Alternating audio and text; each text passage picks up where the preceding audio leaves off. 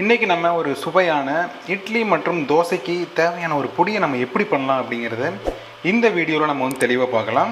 வாங்க வீடியோக்குள்ளே போகலாம். ஃபஸ்ட்டு தேவையான பொருள் எல்லாத்தையுமே எடுத்து வச்சுக்கோங்க. இது பார்த்தா நான் ஒரு வெள்ளை உளுந்து எடுத்து வச்சுருக்கேன். இப்போ இங்கே பாருங்கள், இந்த அளவு எடுத்து வச்சுருக்கேன். இதே அளவுக்கு நான் வந்து கடலைப்பருப்பு ரெடி பண்ணி வச்சுருக்கேன்.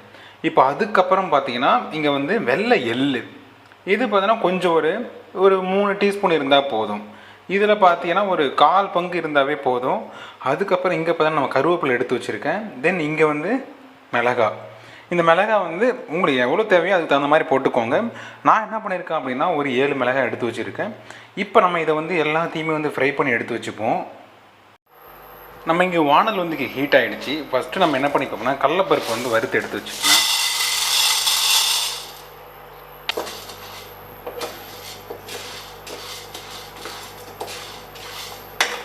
இங்கே பார்த்தீங்கன்னா நம்ம கடலைப்பருப்பு ஆல்மோஸ்ட் நல்லா ஃப்ரை ஆகிடுச்சு. இப்போ நம்ம இதை எடுத்துடலாம். நெக்ஸ்ட் நம்ம எடுத்து வச்சுருக்க அந்த வெள்ளை உளுந்தை வந்து கொட்டிக்கோங்க. இப்போ நம்ம இதை ஃப்ரை பண்ண ஆரம்பிச்சிருவோம்.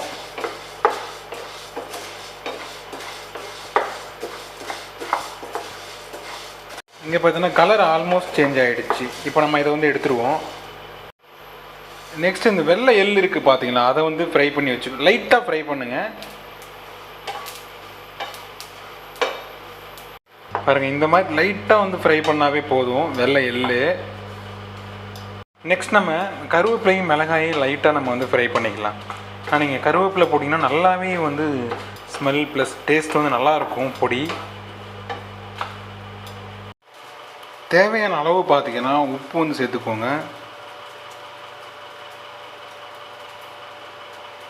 உங்களுக்கு தகுந்த மாதிரி நல்லா நைஸாக அரைச்சி எடுத்துக்கோங்க. எடுத்ததை நீங்கள் என்ன பண்ணுங்கன்னா ஒரு டப்பாயில் வந்து கொட்டி வச்சுக்கிட்டீங்க அப்படின்னா நீங்கள் எப்போ வேணாலும் வந்து யூஸ் பண்ணலாம். நான் அதை எடுத்து ஒரு டப்பாயில் கொட்டி வச்சிட்டேன். ப்ளஸ் நம்ம எப்போ வேணாலுமே யூஸ் பண்ணிக்கலாம். நீங்கள் இந்த மாதிரி ட்ரை பண்ணிவிட்டு ரெடி பண்ணி வச்சுக்கோங்க. உங்களுக்கு எப்போ தேவையோ அதை வந்து யூஸ் பண்ணிக்கலாம். இந்த வீடியோஸ் பிடிச்சிருந்தாமல் உங்கள் ஃப்ரெண்ட்ஸ் எல்லாத்துக்குமே ஷேர் பண்ணுங்கள். இதே போல் நெக்ஸ்ட் ஒரு இன்ட்ரெஸ்டிங்கான வீடியோட நம்ம அடுத்த பேர் மீட் பண்ணுவோம். பாய்.